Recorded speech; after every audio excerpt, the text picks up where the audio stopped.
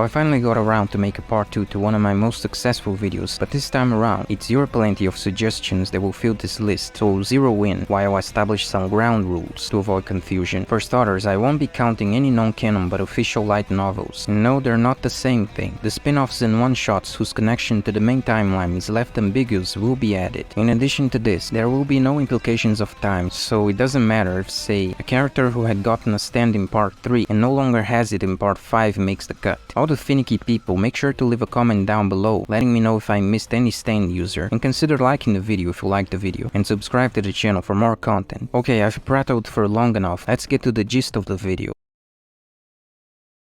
The first and most evident choice is gotta be Emporio. I'm gonna give you some background information. Green Dolphin Street Prison caught fire and several rooms were burned and then refurbished. Emporio is able to see and interact with several spirits of items destroyed by the fire, and can also access the destroyed piano room through hidden cracks in the walls inside of the prison. And because these are partly intangible ghost objects, the items can only be used to a limited extent. Case in point, a ghost candy cube can be tasted but not eaten, as it will phase right through Emporio's mouth, but he can freely use the ghost computer for research purposes. He can stuff ghostly objects of any size into his trouser pockets or small bag. One can get into the ghost room by advancing through a narrow crack in the wall of the stairwell, where everything appears to be flat. Any stand user could see the crack in the wall leading to the piano room, but someone unfamiliar with Emporio would not notice it, thus only Pucci and Emporio's friends can enter it. Among the ghost item arsenal at Emporio's disposal is a ghost gun, which is harmless since it cannot kill any living beings, but it's not totally useless, because by duplicating bullets with key stickers, Emporio can basically fly by shooting the duplicated bullets, then removing the sticker from the remaining bullets, catapulting him in the direction that the bullets were fired. That being said, his second stand is the unfathomably powerful weather report, from when he borrowed the disc of the already deceased weather report and carried within to the newly created universe of Made in Heaven. Weather report is a multi-purpose stand that provides almost total control over the weather. This powerful ability has multiple options in combat,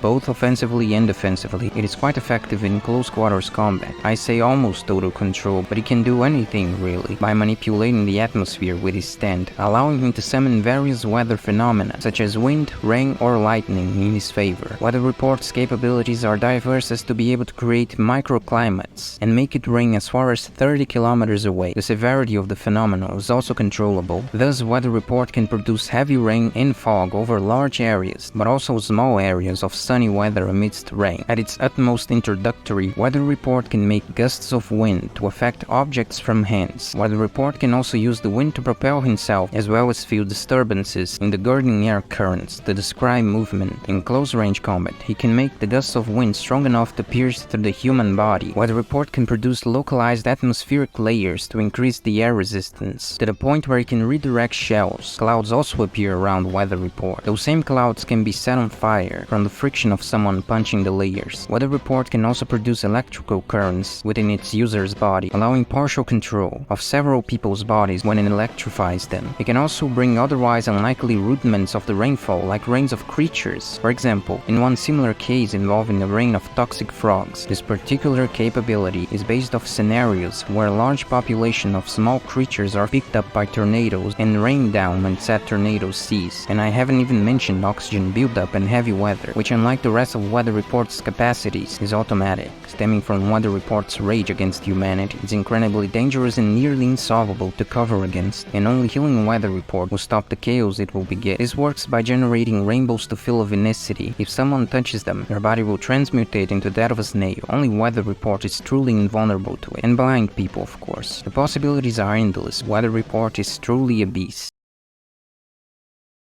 Polnareff's first stand, as you know, is Silver Chariot. All its powers directly help the user in battle, but have limited use anywhere differently. It's an incredibly nimble stand, suitable to attack adversaries with barrages of sword attacks and thrusts before the opponent can reply, and it can also use this dexterity to defend and redirect attacks aimed at it or its user. Silver Chariot generally does not attack far from Polnareff, but still had the capability to move a couple of meters away to attack. Silver Chariot has the distinct weakness of not being suitable to see whatever Polnareff cannot see, making it weak if Polnareff is in any way in a blind spot. The first time Polnareff had gained a second stand is when he unsheathed the sword where Anubis resided, and had Anubis speak in his mind, encouraging him to use it against all in their path, even giving Jotaro a hard time trying to defeat him. Summarizing, if someone unsheathes the sword, ultimately they will be possessed by one of the glory gods, Anubis himself, allowing the stand to control their body. No one is invulnerable to its effect, and if Anubis controls them, it also takes control over their stands. Other stand of Polnareff is Mr. President. Actually, he became the stand itself when Chariot Requiem swapped all the souls in the vicinity. Mr. President has no combat ability whatsoever, but its power to have an entire rune space inside a turtle makes it veritably useful as a mobile catching spot. When one places a special key into the depression located on Koku Jumbo's shell, they can enter a rune within the turtle by simply approaching the hand on the key. One can sink inside Koku Jumbo and find themselves in a vast rune inside of the animal. Equally, by one raising the arm, the rune's inhabitants can exit the turtle, and removing the key from the shell's depression forcefully ejects the rune's inhabitants. Yes, I'm putting Rohan on this list again, for the reason that, as of the time period I posted the last video, I hadn't read Rohan Goes to Gucci, but fortunately I've rectified this mistake. So those expecting to see the Gucci bag stand, here it is, the stand of a genius artisan from the Gucci brand who bound it to a Gucci bag. It's mentioned that 3 bags with the same capability were made by the hand worker, making it possible his stand can grant its special power to an unlimited number of bags. Anyone can use the bag, even if they aren't stand users themselves. It has the capability to disappear with precious goods that the proprietor keeps in the bag. When the owner of the bag's in trouble, the bag will return the disappeared object in some way. The objects don't appear in the bag, but the owner will recover them in an unanticipated event. Rohan's grandmother had one of those bags, and she gave it to him. Rohan, not knowing the capability was due to a stand, made the Gucci artisan fix the bag, presumably removing his stand's hold on it. But after knowing the bag's true nature, Rohan understandably lamented for not being suitable to use it presently. I'll be very brief to explain Chip Trick since I've talked about him before. So Chip Trick's stand ability is to attach itself to its user's back. The cycle began with Masazuki Noto. The stand's objective is to seek to make someone additional look at the current user's back, being especially dangerous when the user is asleep, because it can also act unnoticed. However, Chip Trick detaches from the host, killing them in the process if someone does look at the current user's back. Now for Rohan's original stand, Heaven's Door's introductory ability is to turn people into books. Pages unfurling from their bodies in the shape of whatever body part opens from will appear. For the illustration, if from the face, the shape of the pages will be that of that person's face. The contents of the book contain detailed and absolutely true information on the subject, including physical characteristics, recollections and studies from their foremost to their rearmost personality, and any details on their stand if they've won. Targets may be incapacitated to varying degrees while under this effect. Rohan cannot read his own recollections, nor can Heaven's Door review any information and memories that his targets know about him. By writing into the pages of a person converted into a book, Rohan may alter or abolish recollections, or insert hypnotic commands into the person's mind. By removing the pages, Rohan causes his target to lose any memory detail there, along with a commensurate volume of body mass, making them lighter. Should Rohan take damage or be knocked unconscious, the removed pages will automatically return to the original source.